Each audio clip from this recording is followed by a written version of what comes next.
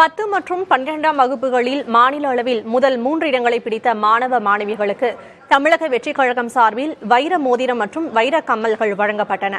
தமிழக வெற்றிக் கழக தலைவர் விஜயிடம் விருதுகளை பெற்ற மாணவ மாணவிகள் உற்சாகத்தை வெளிப்படுத்தினர். அதனை தற்போது காணலாம்.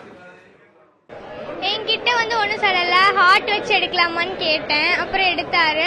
அப்புறம் 12th இன்னும் நல்ல மார்க் வாங்கி திருப்பி இங்கே வருவேன்னு சொன்னேன். ஐ எம் வெயிட்டிங் அப்படின்னு சொன்னார். அவங்க என்கிட்ட பெருசாக ஒன்றும் சொல்லலை.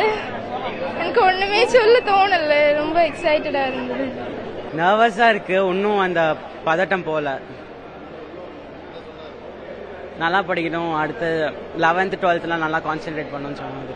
நல்லா இதுக்கு மேலே நல்லா படிக்கணும், நல்லா படிங்க அப்படின்னு சொன்னாங்க. என் தம்பி தானே சொன்னான்.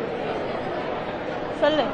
நான் அடுத்த வருஷம் இங்கே வந்து அதே மாதிரி அவார்டு வாங்கன்னு சொல்லிட்டு என்னன்னா சியூ சூன்னு சொன்னாருண்ணா.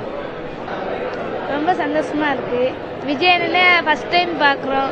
ரொம்ப சந்தோஷமா இருக்கு. எதுவும் பேசல. ஆல் தி பெஸ்ட்னு சொன்னாங்க. நெல்லை நாங்குநேரியில் சாதிய வன்கொடுமையால் பாதிக்கப்பட்ட மாணவர் சின்னதுரையோடு தமிழக வெற்றிக் கழக தலைவர் விஜய் அமர்ந்து பேசினார்.